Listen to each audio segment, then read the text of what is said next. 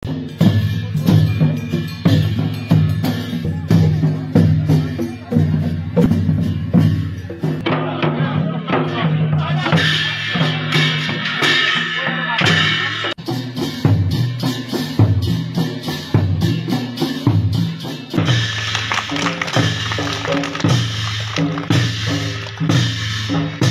শ্ৰী গিৰি গোবৰ্ধন বিষ্ণু মন্দিৰ অষ্টম বাৰ্ষিক সাৰ্বজনীন ৰাস উৎসৱত আমি 11 দিনীয়া কাৰ্যসূচীৰে উদযাপন কৰিম।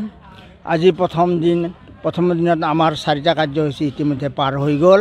এতিয়া নেক্সট কাৰ্যসূচী আছে ভগৱত শোভাযাত্ৰা আৰু তাৰ পিছত পৰ্যায়ক্ৰমে নিমন্ত্ৰিত নামৰীয়া দলৰো নাম প্ৰদৰ্শন কৰা হ'ব আৰু গধূলিলৈকে অভ্যৰ্থনা সমিতি এখন সভাও পাতা হ'ব।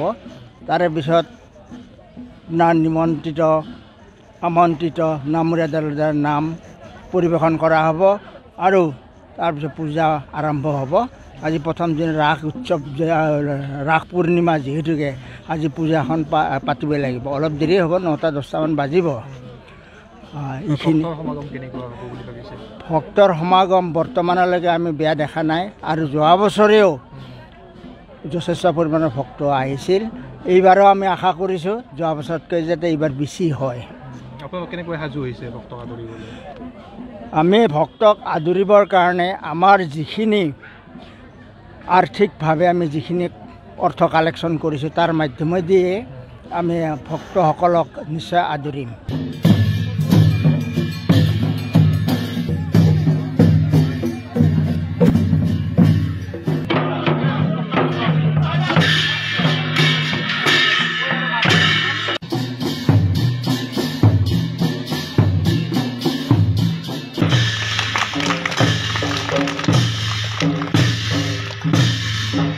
শ্ৰী শ্ৰী গিৰি গোবৰ্ধন বিষ্ণু মন্দিৰ অষ্টম বাৰ্ষিক সাৰ্বজনীন ৰাস উৎসৱত আমি 11 দিনীয়া কাৰ্যসূচীৰে উদযাপন কৰিম।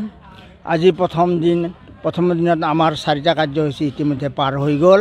এতিয়া নেক্সট কাৰ্যসূচী আছে ভগৱত শোভাযাত্ৰা আৰু তাৰ পিছত পৰ্যায়ক্ৰমে নিমন্ত্ৰিত নামৰীয়া দলৰো নাম প্ৰদৰ্শন কৰা হ'ব আৰু গধূলিলৈকে অভ্যৰ্থনা সমিতি এখন সভাও পাতা হ'ব।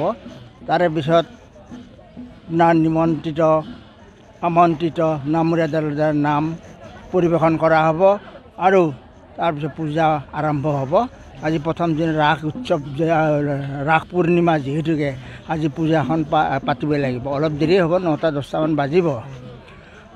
এইখিনি ভক্তৰ সমাগম বৰ্তমানলৈকে আমি বেয়া দেখা নাই আৰু যোৱা বছৰেও যথেষ্ট পৰিমাণৰ ভক্ত আহিছিল।